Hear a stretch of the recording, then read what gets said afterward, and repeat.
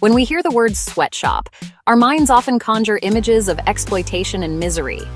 We picture workers toiling for long hours in unsafe conditions for wages that seem impossibly low. This picture is not entirely wrong. The conditions can be harsh, and the work is demanding. It's natural to feel a sense of moral outrage and to want to put a stop to what appears to be a clear injustice. Our immediate reaction is to condemn the companies that operate these factories and to call for boycotts or laws to shut them down. We see the situation through our own lens, comparing a low-wage job in a developing country to the jobs and standards we are accustomed to in the developed world. However, this initial reaction, while understandable, often overlooks a much more complicated reality. The moral judgment we pass on sweatshops is frequently based on a flawed comparison. We're not comparing the sweatshop job to the worker's actual alternatives, but to an idealized alternative that simply does not exist for them. The crucial question is not whether a sweatshop job is as good as a job in the United States or Europe. The real question we must ask is whether that job is better than the other options available to that specific person in their local community. For many of the world's poorest people, the answer is a surprising and resounding yes. To truly understand the role of sweatshops, we must step outside of our own experiences and consider the grim alternatives that many people face. In many developing nations, the other options for employment are not office jobs or retail positions. They are often backbreaking agricultural labor for even lower pay, scavenging through garbage dumps, or in the most desperate cases, crime or prostitution. These alternatives are almost always more dangerous, less stable, and pay significantly less than the jobs offered in a factory. The sweatshop, for all its faults, can represent a significant step up, offering a steady income and a path away from absolute poverty. Therefore, the conversation about sweatshops needs to be reframed. Instead of viewing them as a symbol of pure evil, we should see them as a complex part of a difficult economic landscape. They are a transactional arrangement that, while imperfect, can be mutually beneficial.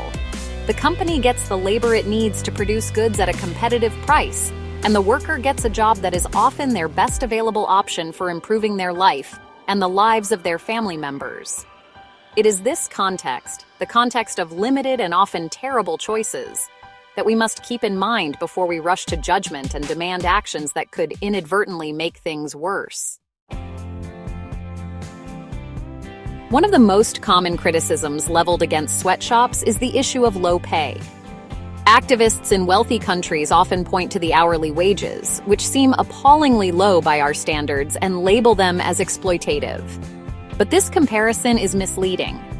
A wage cannot be judged in a vacuum. It must be measured against the local cost of living and, more importantly, against the average income of the country where the factory is located. When we make this more relevant comparison, a different picture begins to emerge, one that challenges our preconceived notions about sweatshop labor and its impact on workers' financial well-being. Research consistently shows that the wages paid by multinational corporations in their developing world factories are not just slightly better, but often significantly higher than the local alternatives. A comprehensive 2006 study published in the Journal of Labor Research found that in the vast majority of countries where firms were accused of running sweatshops, the wages they paid were in fact equal to or substantially higher than that country's average income. In nations like Honduras, Cambodia, and Nicaragua, the average wage paid by these so-called sweatshops was more than double what the average person in that country earned. This is a life-changing difference for the workers. This wage premium has a profound effect on the lives of employees and their families. It means having enough money to afford more and better food, to secure safer housing, and to pay for a child's education or a family member's medical care. For many, it is the difference between persistent, grinding poverty and a stable life with a hopeful future.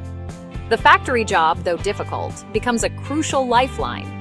It represents the best and sometimes the only opportunity for a family to climb out of poverty and begin building a better life. The steady income is a powerful tool for economic empowerment in places where such opportunities are incredibly scarce.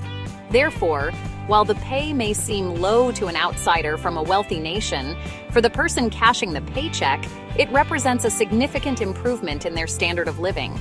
These jobs are highly sought after precisely because they pay better than the alternatives.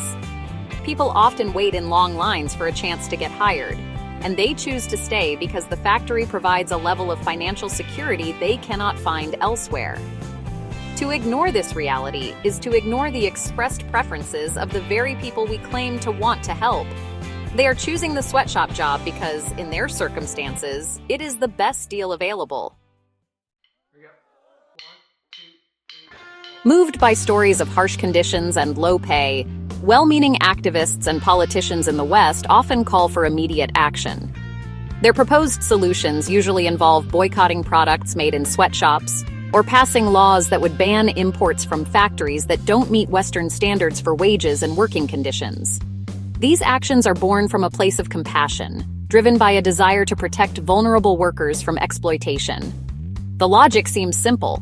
If we refuse to buy their products, companies will be forced to improve conditions or shut down, thus ending the exploitation. Unfortunately, this logic is dangerously flawed and often leads to catastrophic consequences for the workers. History provides a tragic and powerful example of this. In 1993, U.S. Senator Tom Harkin proposed the Child Labor Deterrence Act, which aimed to ban imports from countries that employed underage workers. Fearing the loss of their American contracts, a garment factory in Bangladesh preemptively fired an estimated 50,000 children from their jobs. The activists may have considered this a victory, believing they had saved these children from the factory floor. However, a subsequent investigation by the aid organization Oxfam revealed a horrifying outcome. Many of the dismissed children did not go back to school or find safer work. Instead, they were forced into far more dangerous occupations, including stone crushing, street hustling, and, for some, prostitution. This tragic event illustrates a fundamental misunderstanding of the economic reality for these families. The children were not working in the factory for fun. They were working because their families were desperately poor and needed their income to survive. When their best available option, the factory job, was taken away, they were not magically lifted into a better life. Instead, they were pushed down the economic ladder into situations that were infinitely worse, with no safety oversight, lower pay, and greater risks to their health and well-being. The solution imposed by outsiders had made their lives drastically more difficult and dangerous. This principle applies not just to child labor, but to adult wages and working conditions as well. Forcing a factory to suddenly double its wages or install expensive equipment to meet Western safety standards sounds like a good idea, but it ignores the economic constraints. Such mandates can raise the cost of labor beyond what the business can sustain, leading to mass layoffs or the factory shutting down entirely. The result is the same. Workers lose their best option and are forced back into the informal economy, where conditions are far worse. Good intentions, when not grounded in economic reality, can pave a road to ruin for the very people they are meant to help. While sweatshops are certainly not the final destination for any country's economy, they often serve as a crucial and necessary first step on the path toward development and prosperity. It is a historical pattern we have seen time and again, including in the histories of now wealthy nations like the United States, South Korea, and Taiwan. These countries also went through a period of industrialization characterized by low-wage factory work and difficult conditions. This phase, while challenging, was instrumental in building the economic foundation that eventually led to the high standards of living their citizens enjoy today. It is a difficult but effective part of the development process. Sweatshops play a vital role by bringing capital investment and technology into a poor country. Multinational corporations build factories, purchase machinery, and train a local workforce, which increases the overall productivity of the labor pool.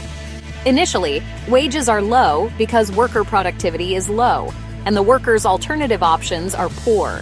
However, as workers gain skills and experience, their productivity rises, which allows firms to pay them more. This process begins to create a virtuous cycle of economic growth, lifting the entire economy one step at a time. It is the beginning of a long but essential journey. Furthermore, the presence of these factories creates competition. As more companies move in to take advantage of the labor force, They must compete with one another to attract and retain the best workers. This competition naturally drives up wages and pushes companies to improve working conditions as they vie for employees.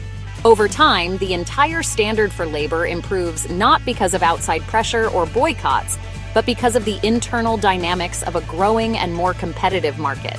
This organic improvement is far more sustainable and beneficial in the long run than externally imposed regulations that can stifle growth and destroy jobs. Ultimately, sweatshops are a transitional phase. They are the catalyst that helps a poor agrarian economy transform into an industrialized one. This industrial base is what generates the wealth needed to invest in better education, healthcare, and infrastructure, which in turn creates a more skilled workforce and leads to even better, higher-paying jobs. To deny a country this development path by shutting down its factories is to potentially trap it in poverty for much longer. While we should never be complacent about poor conditions, we must recognize that for many nations, sweatshops are not the problem. They are part of the solution, a difficult but necessary stepping stone toward a more prosperous future.